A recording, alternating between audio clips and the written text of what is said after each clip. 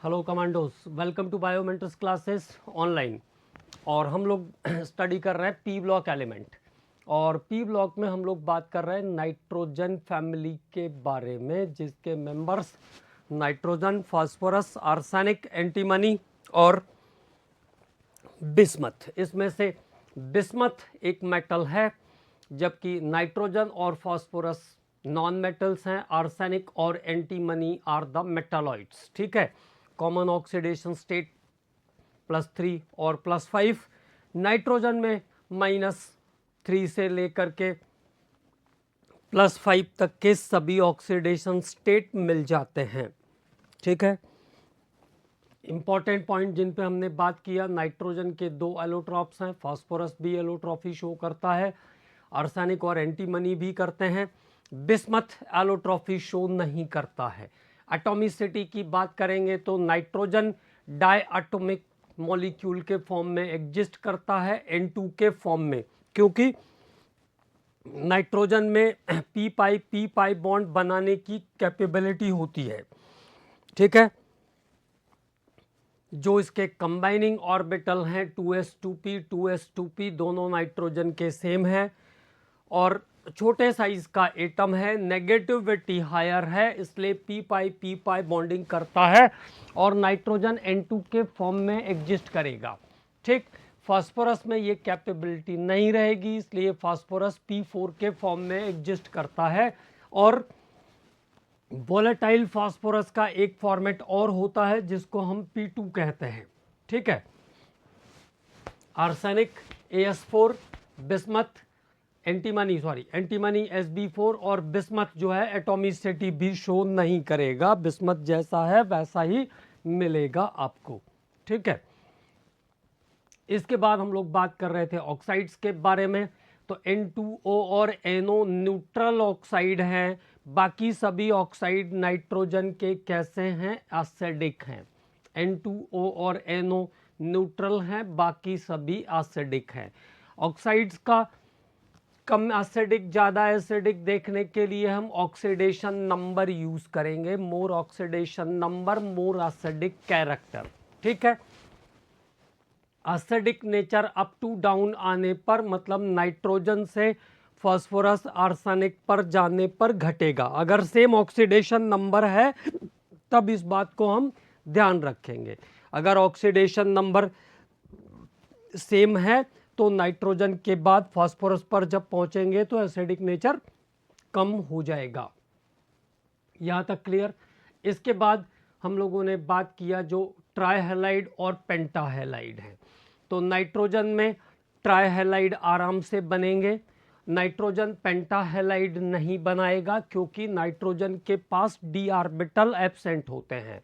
इसके बाद ट्राइहैलाइड्स में NF3 एक ऐसा कंपाउंड है जो हाइड्रोलाइज नहीं होगा, NCl3 हाइड्रोलाइज होगा, लेकिन NCl3 act as a base, जबकि PCl3 act as an acid, है ना। और PCl3 एसिड के जैसा एक्ट करेगा क्योंकि उसमें एम्प्टी d ऑर्बिटल प्रेजेंट है। ठीक है।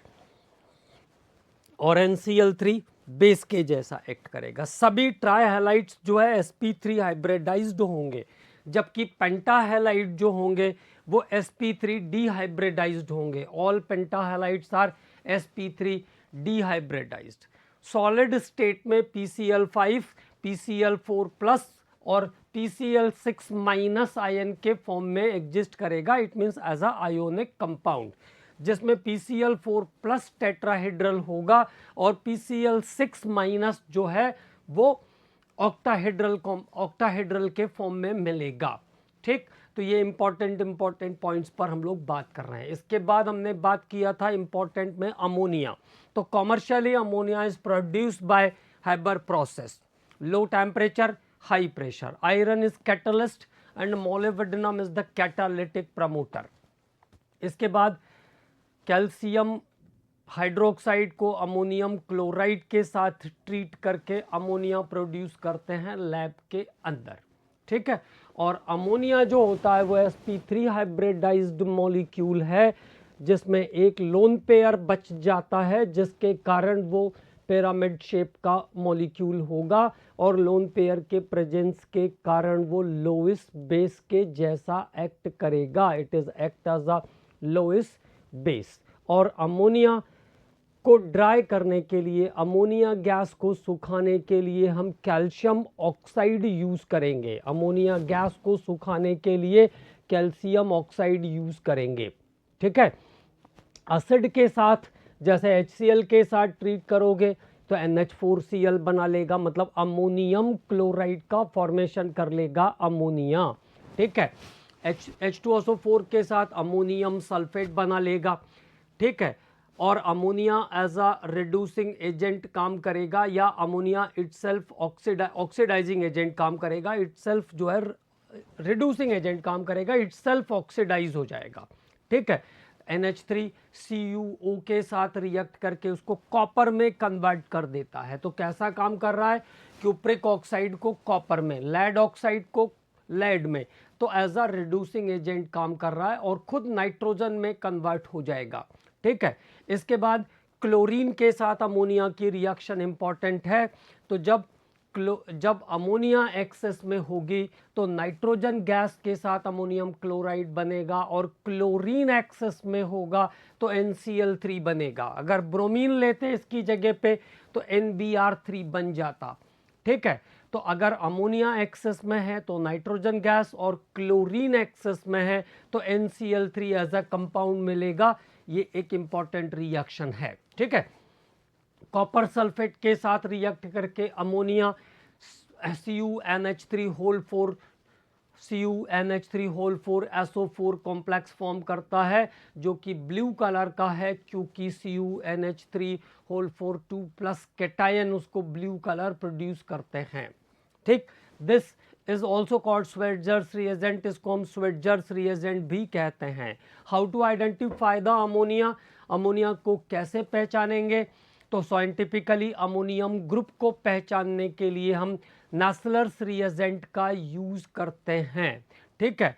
तो जब अल्कलाइन सॉल्यूशन ऑफ अमोनिया में नासलर्स रिएजेंट डालेंगे तो ब्राउन प्रेसिपिटेट मिलेगा। The Nessler's reagent is K2HgI4, K2HgI4 को हम नासलर अभिकर्मक कहते हैं, नासलर्स रिएजेंट कहते हैं।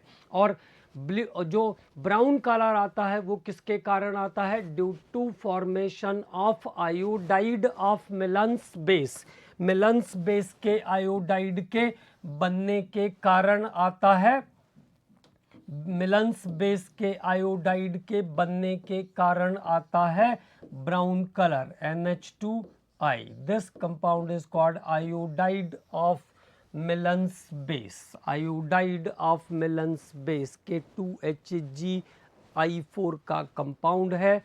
तो आयोडाइड ऑफ मिलन्स बेस बनाता है जिसके कारण ब्राउन प्रेसिपिटेट आता है। उसके बाद हम लोगों ने नेक्स्ट लेक्चर में बात किया नाइट्रिक एसिड या एक्वाफोर्टिस के बारे में। तो नाइट्रिक एसिड जो है वो कंपाउंड है, नाइट्रिक एसिड, जिसको बनाने के लिए कॉमर्शियली हम बर्कलैंड आइड प्रोसेस और ओस्टवाल्ड्स प्रोसेस यूज करते हैं।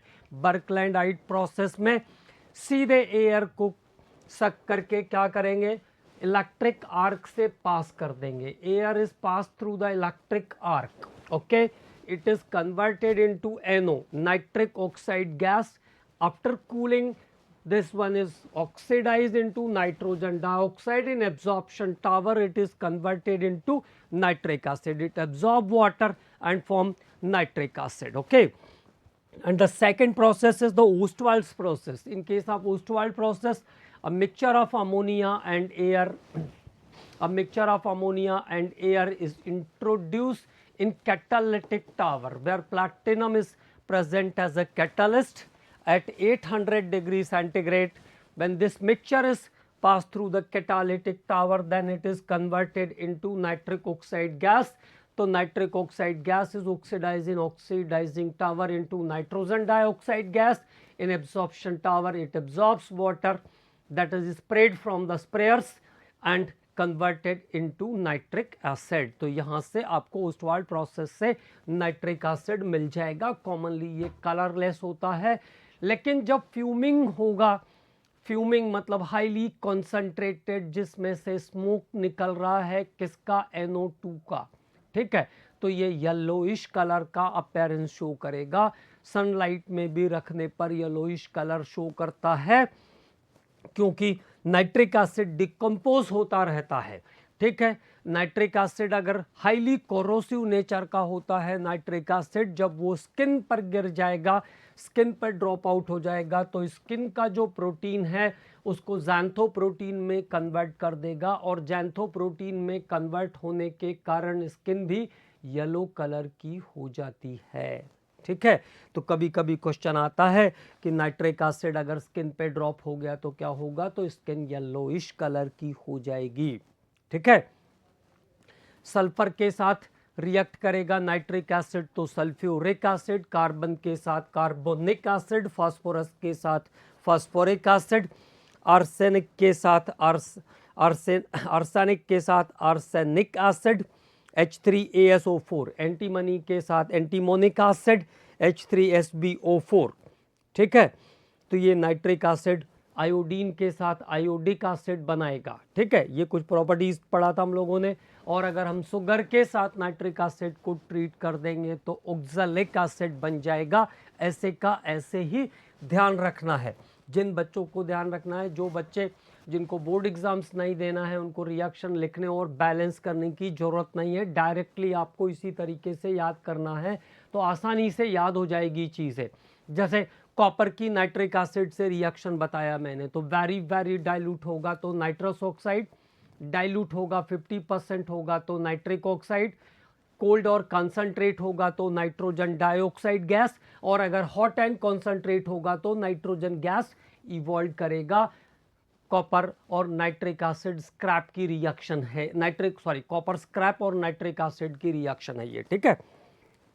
जिंक के साथ अगर 6% नाइट्रिक एसिड यूज करेंगे तो अमोनियम नाइट्रेट, जिंक नाइट्रेट के साथ अमोनियम नाइट्रेट बनाएगा। 20% होगा तो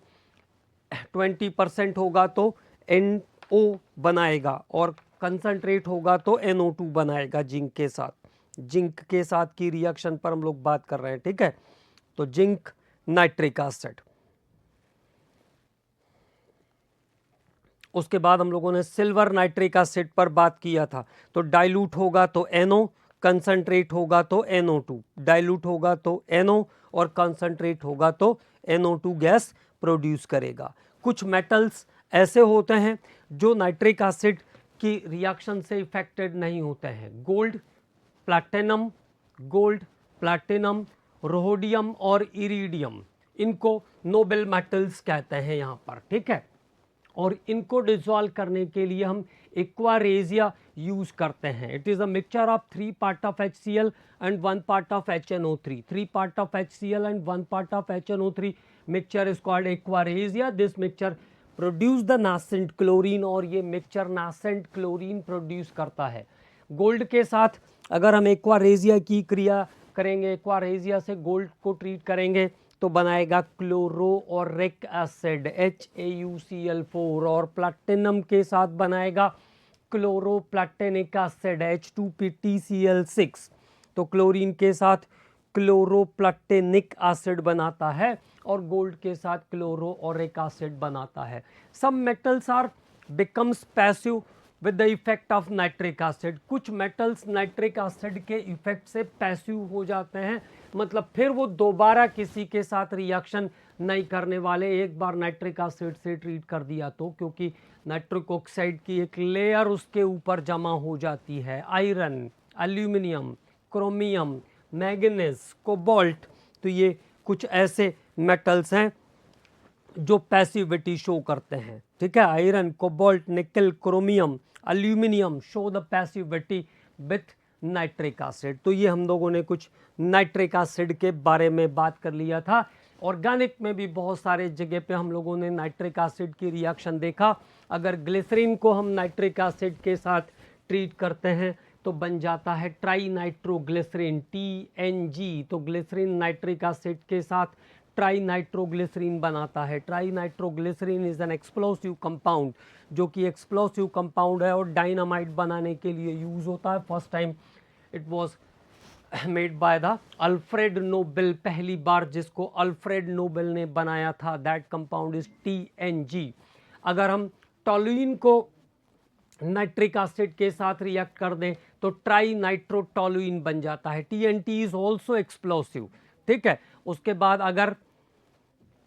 अगर हम फिनॉल को नाइट्रिक एसिड के साथ ट्रीट करते हैं तो 2,4,6 ट्राई नाइट्रोफिनॉल, 2,4,6 ट्राई नाइट्रोफिनॉल और पिक्रिक एसिड बन जाएगा।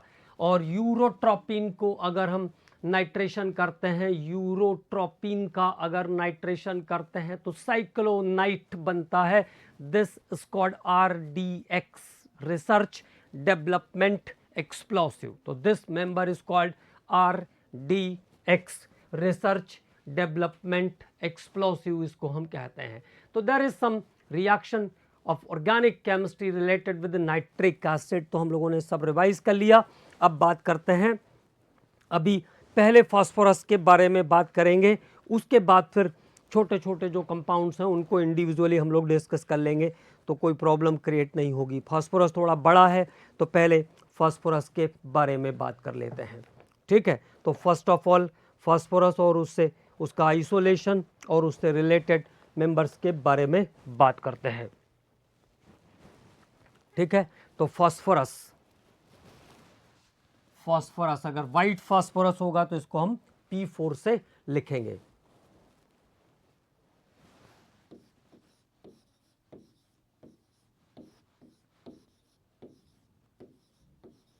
तो फास्फोरस के बारे में बात कर रहे हैं। फास्फोरस, और ये ग्रीक भाषा के दो शब्दों से मिलकर बना है ना, दो ग्रीक वर्ड से मिलकर बना हुआ है।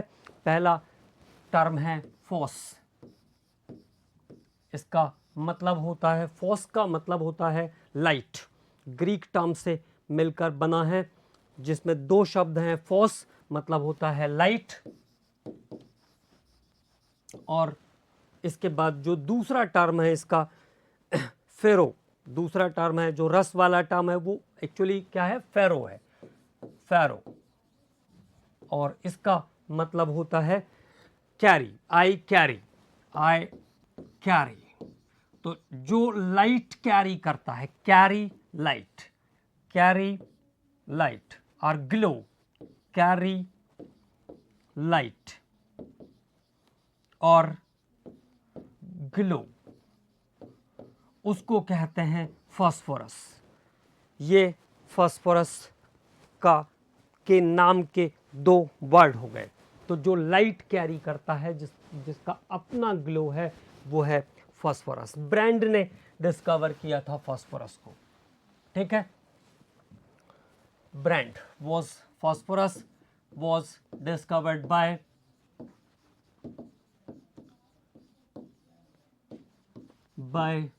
ब्रांड। फास्फोरस को डिस्कवर किया ब्रांड ने, ठीक है। फास्फोरस को डिस्कवर किसने किया, ब्रांड ने डिस्कवर किया। और शेले ने इसको पहली बार बोन एस से आइसोलेट किया था। शेले was isolated phosphorus, isolated phosphorus from bone ash,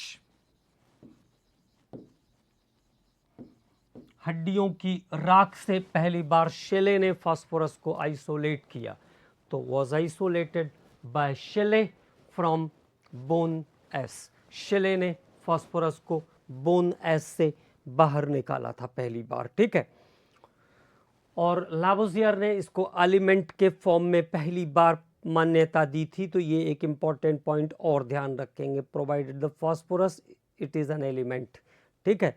तो लावोजियर ने ये बात प्रूव किया था पहली बार कि फास्फोरस भी एक एलिमेंट है, ठीक।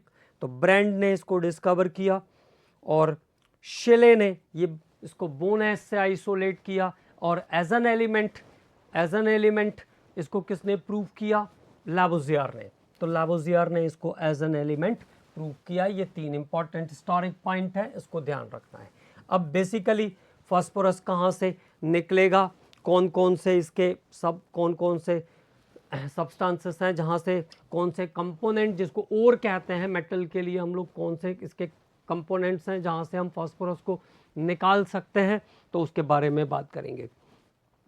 तो फास्फोरस जो है,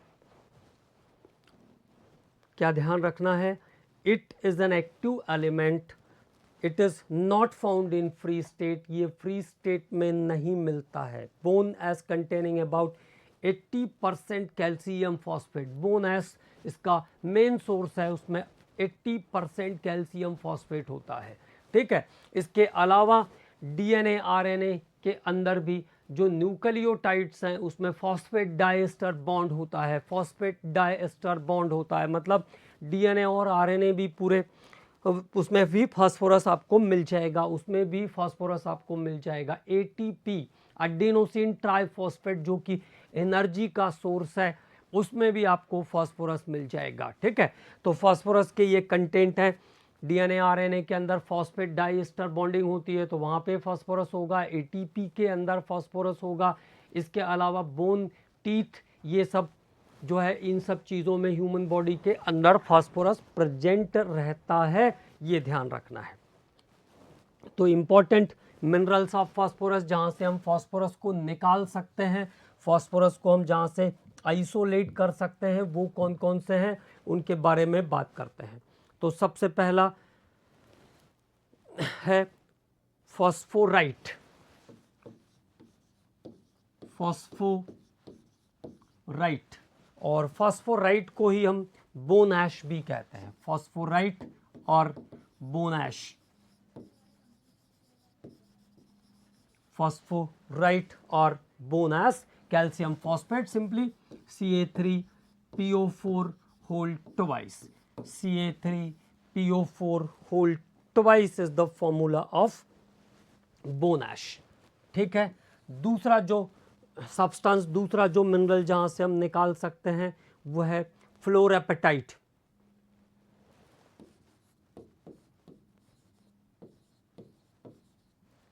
फ्लोरेपेटाइट,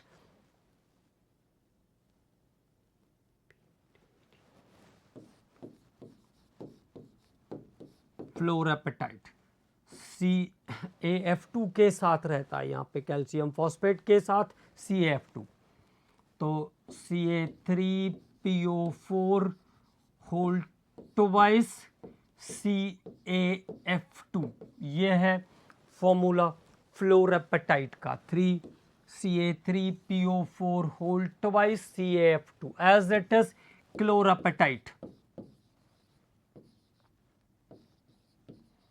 और क्लोरेपेटाइट में क्या होगा, Ca3PO4 होल ट्वाइस के साथ साथ CaCl2, तो दिस इज कॉल्ड क्लोरेपेटाइट। तो these are the important substances from which phosphorus can be isolated, जहाँ से हम फास्फोरस को निकाल सकते हैं। तो बोन ऐश, इसके बाद फ्लोरेपेटाइट, इसके बाद क्लोरेपेटाइट। बोन ऐश के साथ साथ क्लोरेपेटाइट और फ्लोरेपेटाइट भी इसके सोर्सेस हैं जहाँ से हम फास्फोरस को रिकवर कर सकते हैं। सबसे कॉमन जो सोर्स है वो है बोन ऐश। तो how to phosphorus is recover from bone ash, तो बोन ऐश से फास्फोरस का एक्सट्रैक्शन कैसे करते हैं उसके बारे में बात कर लेते हैं पहले। तो बोन ऐश से फास्फोरस को हम कैसे निकालते हैं, तो recovery of phosphorus, recovery of phosphorus from bone ash, recovery of phosphorus from bone ash। तो सबसे पहला काम ये करेंगे कि जो बोन एसिस है उसको सल्फ्यूरिक एसिड में डाल देंगे। तो Ca3PO4 whole twice is the formula of bone ash, इसको हम सल्फ्यूरिक एसिड के साथ पहले ट्रीट करेंगे। तो सल्फ्यूरिक एसिड के साथ जब इसको ट्रीट करोगे तो ये फास्फोरिक एसिड में कन्वर्ट हो जाएगा, कैल्शियम सल्फेट, और साथ में H3PO4 बन जाएगा, it is converted into phosphoric acid. तो first of all bone ash is converted into phosphoric acid, ठीक है। तो बोन एश कहाँ पे कन्वर्ट हो गया, फॉस्फोरिक एसिड में कन्वर्ट हो गया।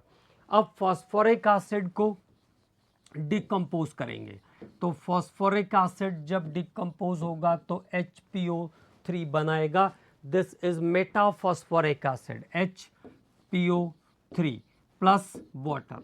डिकम्पोज करके इसको HPO3 में कन्वर्ट करेंगे। This compound is Meta phosphoric acid. तो मेटा फॉस्फोरिक एसिड में डिकम्पोज कर लेंगे फॉस्फोरिक एसिड को। अब ये जो कंपाउंड है मेटा फॉस्फोरिक एसिड मतलब HPO3, मेटा फॉस्फोरिक एसिड को कार्बन पाउडर के साथ हीट करेंगे। Metaphosphoric acid is heated with carbon powder, then it gives phosphorus. तब यहां से आपको मिल जाएगा फॉस्फोरस।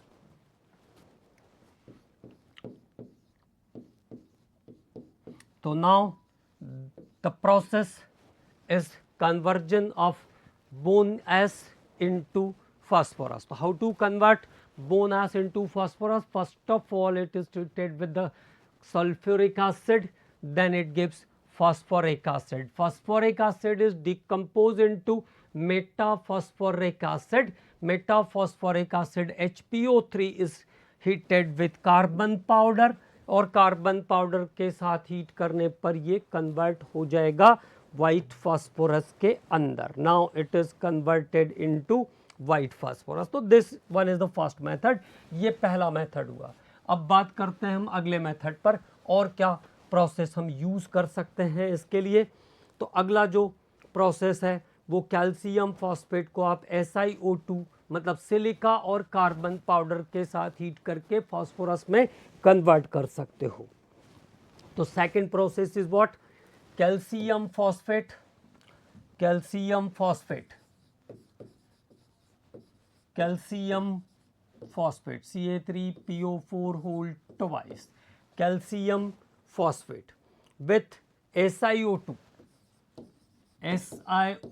And carbon powder. तो कैल्शियम फॉस्फेट को SiO2 और कार्बन पाउडर के साथ हीट करेंगे तब भी आपको डायरेक्टली फास्फोरस यहां से मिल जाएगा, ठीक है।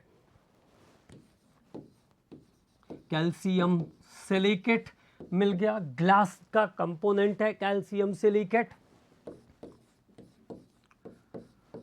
और यहां से आपको फिर से व्हाइट फास्फोरस मिल जाएगा, ठीक है। तो देयर इज अनदर मेथड। तो कैल्शियम फॉस्फेट को SiO2 और कार्बन पाउडर के साथ हीट करके भी हम कन्वर्ट कर सकते हैं फास्फोरस के अंदर। अब बात करते हैं इसके बाद इसकी कुछ प्रॉपर्टीज के बारे में। तो some important properties related with the phosphorus.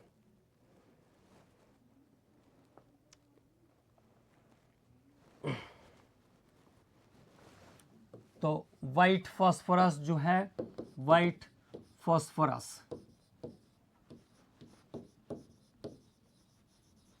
कैसा होता है, waxy solid, wax like solid, मोम के जैसा ठोस है, wax like solid in form of P4। किस फॉर्म में मिलता है, P4 के फॉर्म में मिलता है, जिसके PPP का एंगल 60 डिग्री होता है। ये इंपॉर्टेंट बात है, ये ध्यान रखना है। तो white phosphorus wax like solid है और ये P4 के फॉर्म में मिलता है, ठीक है। Can be easily cut by knife, इसको चाकू से आराम से काट सकते हैं, easily cut by knife,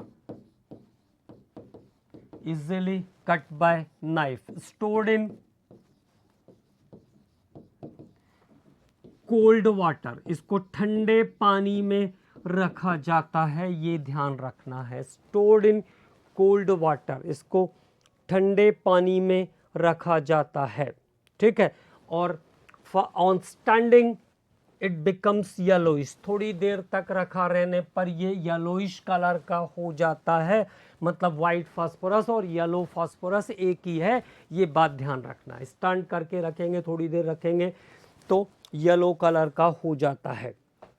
melting point 44, boiling point 280, melting point 44 और बॉइलिंग पॉइंट 280 डिग्री सेंटीग्रेड होता है। इग्निशन टेम्परेचर है इसका 30 degree centigrade. It's ignition temperature is 30 degree centigrade. 30 degree centigrade पर ये एयर के कांटेक्ट में आने पर जलने लगेगा। ठीक है, तो इग्निशन टेम्परेचर कितना है? 30 डिग्री सेंटीग्रेड है, ये ध्यान रखना है। इसके बाद जो लोग फास्फोरस इंडस्ट्री में काम करते हैं, the persons who is working with the phosphorus industry, तो फास्फोरस की वेपर्स, नेचुरली फास्फोरस उनकी बॉडी में थोड़ा बहुत तो जाएगा ही जाएगा। तो vapours of phosphorus are injurious to health. जो फास्फोरस की वाष्प है वो स्वास्थ्य के लिए हानिकारक है। ठीक है, तो phosphorus vapours are injurious to health, स्वास्थ्य के लिए हानिकारक है। ठीक है, और ये क्या करती है? एक डिसीज कॉज करती है जिसको कहते हैं फॉसीजॉ। फॉसीजॉ का डिसीज कॉज करेगी ए डिकेइंग ऑफ बोन्स। हड्डियां जो है डिके होने लगती, डिके होने लगती मतलब कमजोर होने लगती है हड्डियां, और इस डिसीज को हम कहते हैं फॉसीजॉ डिसीज। ठीक, तो ये फास्फोरस से रिलेटेड कुछ और जनरल इंपॉर्टेंट पॉइंट्स। अब उसके बाद बात करते हैं केमिकल प्रॉपर्टीज ऑफ फास्फोरस पर। तो chemical properties, what are the important chemical properties of phosphorus? Phosphorus में क्या क्या इंपॉर्टेंट केमिकल प्रॉपर्टी है? तो number 1, reaction with NaOH, sodium hydroxide solution के साथ रिएक्शन बहुत इंपॉर्टेंट है इसका। रिएक्शन विद NaOH, जब NaOH कराया था मैंने वहाँ भी बताया था आपको, सीधे सीधे रिजल्ट ध्यान रखना है। फॉस्फीन गैस बनता है, फॉस्फीन गैस प्रोड्यूस करता है। ठीक है, तो सोडियम हाइड्रोक्साइड वाइट फास्फोरस के साथ रिएक्ट करके क्या करता है? फॉस्फीन गैस प्रोड्यूस करता है, PH3 गैस प्रोड्यूस करता है।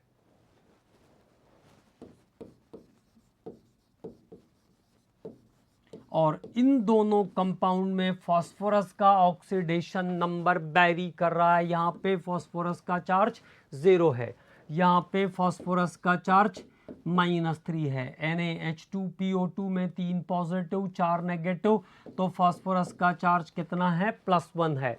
मतलब same element get oxidise and reduce, एक ही तत्व ऑक्सीकृत और अपचयित दोनों हो रहा है। It means this reaction is also example of disproportion reaction. ये डिसप्रपोर्शन रिएक्शन का एग्जाम्पल भी है, because the same element get oxidise and reduce, क्योंकि एक ही एलिमेंट ऑक्सीडाइज और रिड्यूस दोनों हो रहा है। ओके, तो NaOH के साथ रिएक्ट करके फॉस्फीन गैस बनाता है। This is the important point. Okay, अगले रिएक्शन पर बात करते हैं। Reaction with air, reaction with air, तो एयर के साथ कैसे रिएक्शन करेगा?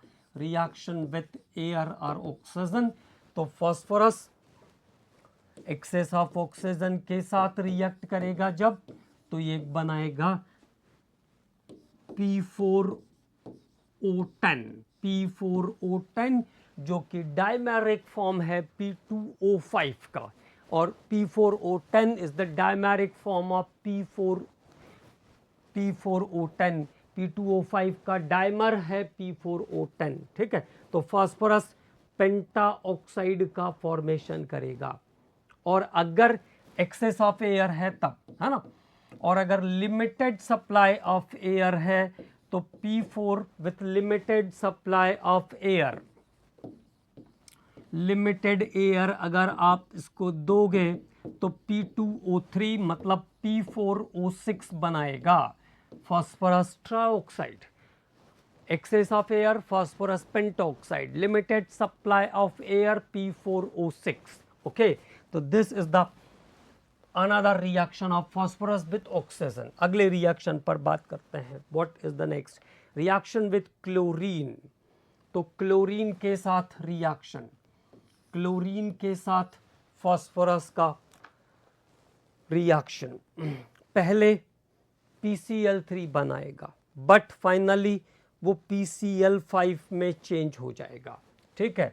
तो P4 प्लस 6Cl2 पहले स्टेप में PCl3 बनाएगा, है ना।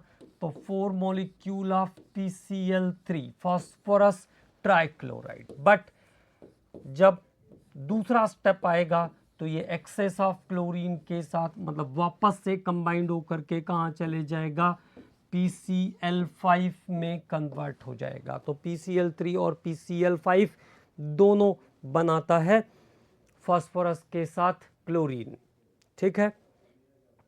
तो फास्फोरस ट्राइक्लोराइड और फास्फोरस पेंटाक्लोराइड का फॉर्मेशन करेगा।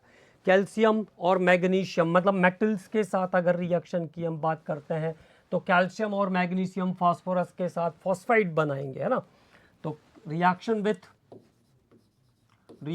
With calcium and magnesium, calcium और मैग्नीशियम के साथ रिएक्शन, पॉइजनस कंपाउंड है दोनों, कैल्शियम और मैग्नीशियम फॉस्फाइड, ठीक है। तो reaction with calcium and magnesium, magnesium के साथ फास्फोरस का रिएक्शन, Mg3 बनाएगा क्या compound, Mg3P2, Mg3P2, Mg3P2, magnesium phosphide, magnesium phosphide, magnesium को ऐसे लिख देता हूं फॉस्फाइड, मैग्नीशियम फॉस्फाइड, कैल्शियम के साथ calcium phosphide,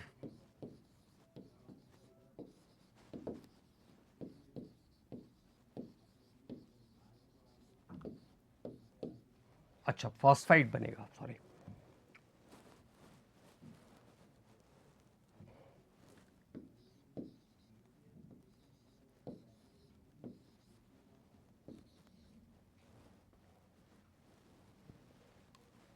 there is some disturbance in balancing, तो यहाँ पे और यहाँ पे दोनों जगह पे, यहाँ पे बनेगा 2Mg3P2, here again 2Ca3P2, calcium phosphide.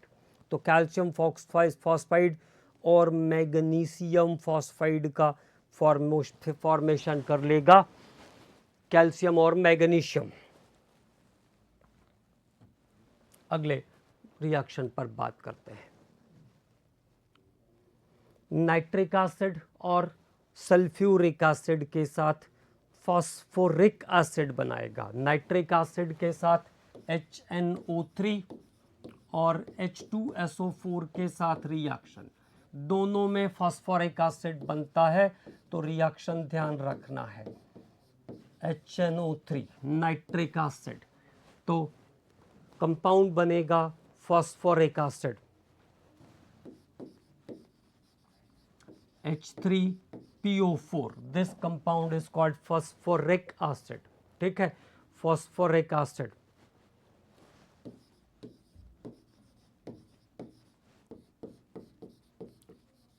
Nitrogen dioxide gas निकालेगा, यहाँ पे NO2 गैस प्रोड्यूस करेगा, फास्फोरिक एसिड के साथ साथ NO2 गैस प्रोड्यूस करेगा।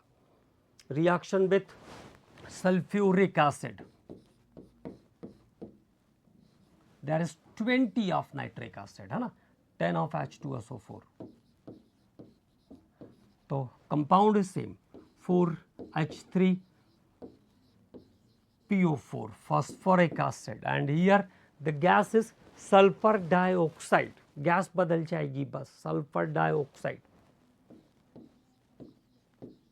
Plus water. तो हमें क्या ध्यान रखना है, फास्फोरस नाइट्रिक एसिड के साथ phosphoric acid, phosphorus sulphuric acid के साथ भी फास्फोरिक एसिड बनाएगा, वहां पे गैस NO2, यहाँ पे गैस SO2, ओके। अगले रिएक्शन पर बात करते हैं। Next is what,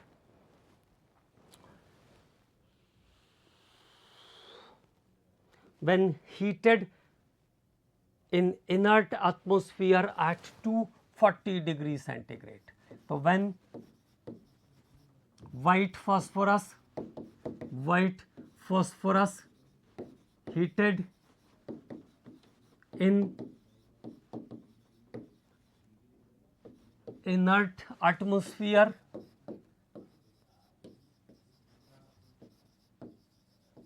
at 240 degree centigrade, 240 degree centigrade पर जब व्हाइट फास्फोरस को हम इनर्ट एटमॉस्फेयर अक्रिय वातावरण में गर्म करते हैं, देन इट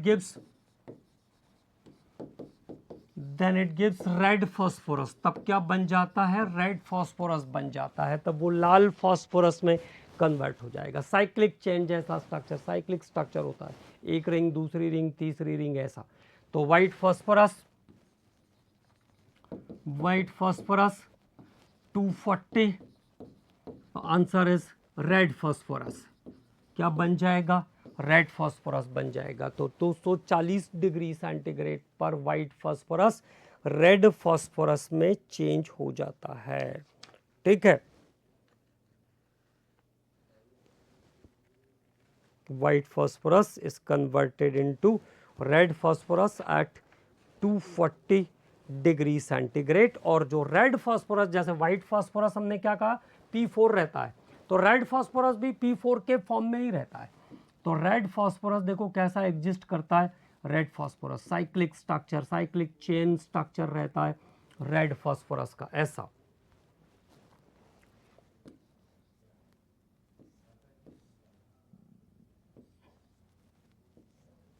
ऐसा। अच्छा, ये यहाँ पे रॉन्ग हो रहा है, देयर इज रॉन्ग समथिंग, तो इसको एक बार और ड्रॉ करते हैं, अपर साइड पे ले लेते हैं। रिएक्शन तो हो गया है, तो व्हाइट फास्फोरस क्या होता है, रेड फास्फोरस में कन्वर्ट हो जाता है। अब व्हाइट फास्फोरस का एग्जिस्टेंस कैसा था? नॉर्मल P4 के फॉर्म में एग्जिस्ट करता है white phosphorus with angle of PPP angle of 60 degree. अब रेड फास्फोरस देखो कैसा एग्जिस्ट करता है, तो चेन लाइक स्ट्रक्चर में एग्जिस्ट करेगा रेड फास्फोरस, है ना। दूसरा जो इसका लिंकिंग होगा वो इस तरीके का रहता है।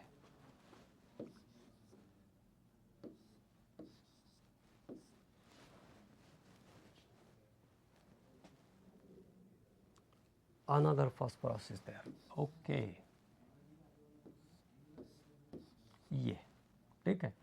अब अगला जो है फिर से यहां से रहेगा,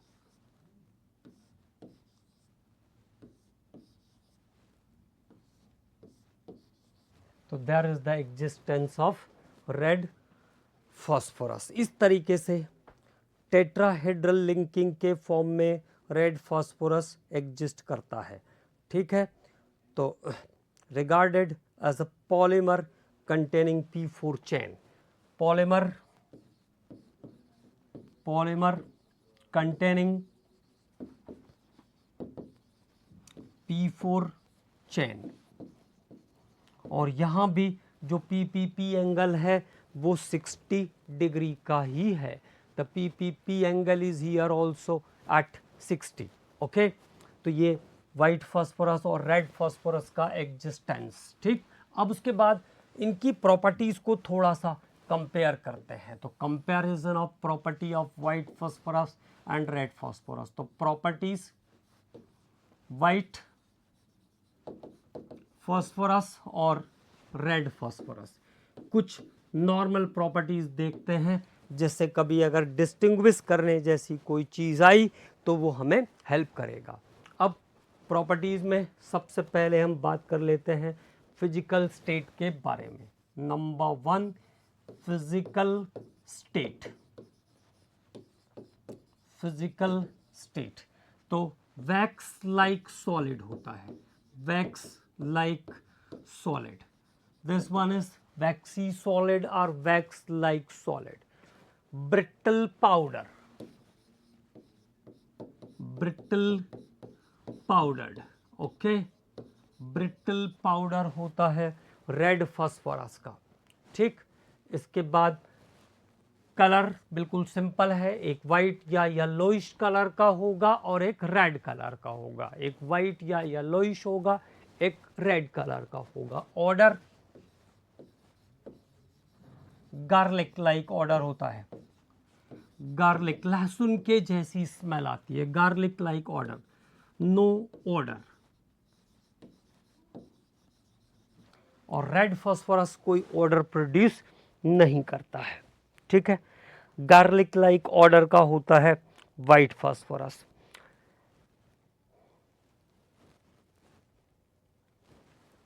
इग्निशन टेम्परेचर, केवल इंपॉर्टेंट पॉइंट पे बात कर लेते हैं। Ignition temperature, ignition temperature Hindi में कहेंगे ज्वलन ताप। तो 30 डिग्री सेंटीग्रेड पर आग पकड़ लेता है, 260 डिग्री सेंटीग्रेड इसका इग्निशन टेम्परेचर है, 260 डिग्री इसका इग्निशन टेम्परेचर है। सोलुबिलिटी इन NaOH, तो NaOH से ट्रीट करोगे तो क्या करेगा, फॉस्फीन गैस बनाएगा वाइट, नो रिएक्शन, ये NaOH के साथ कोई रिएक्शन शो नहीं करता है। कार्बन डाइसल्फाइड CS2, तो this one is soluble in carbon disulphide, this one is insoluble in carbon disulphide, ये कार्बन डाइसल्फाइड में insoluble होता है। तो one of them is soluble in carbon disulfide and another one is insoluble in carbon disulfide, ठीक है। तो there is some important points related with the white phosphorus and red phosphorus, ठीक है। ये सिंपल P4 के form में exist करता है, वो पॉलीमेरिक P4 के फॉर्म में एग्जिस्ट करता है। First one is exist in simple P4 और the red phosphorus is exist in form of polymeric P4 chain, polymeric P4 chain के फॉर्म में एग्जिस्ट करता है रेड फास्फोरस, ठीक है। तो ये कुछ इंपॉर्टेंट रिएक्शन है। इसके बाद व्हाइट फास्फोरस जो है वो एयर के साथ बर्न होके क्या करेगा, P4O10 बनाएगा। रेड फास्फोरस भी P4O10 बनाता है बर्निंग पर, ठीक है।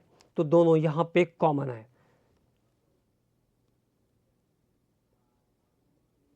और व्हाइट फास्फोरस जो होता है वो अनस्टेबल होता है, मोर एक्टिव है, अनस्टेबल है। रेड फास्फोरस जो होता है वो स्टेबल भी होता है, ठीक है। तो there is some important reactions related with white phosphorus and red phosphorus, important points related with white phosphorus and red phosphorus. अब इसके बाद अगले लेक्चर में हम लोग फॉस्फीन के बारे में बात करेंगे, उसके यूजेस पर बात करेंगे और जो आपके स्ट्रक्चर है फास्फोरस के वो डिस्कस करेंगे। नाइट्रोजन के कुछ कंपाउंड्स N2O, NO, इन सब के फॉर्मेशन की एक एक रिएक्शन देखेंगे। It means that unit, that nitrogen family is completed in the next lecture. तो नेक्स्ट लेक्चर में उसको कंप्लीट कर देंगे और उसके बाद फिर ऑक्सीजन वाला फैमिली स्टार्ट करेंगे।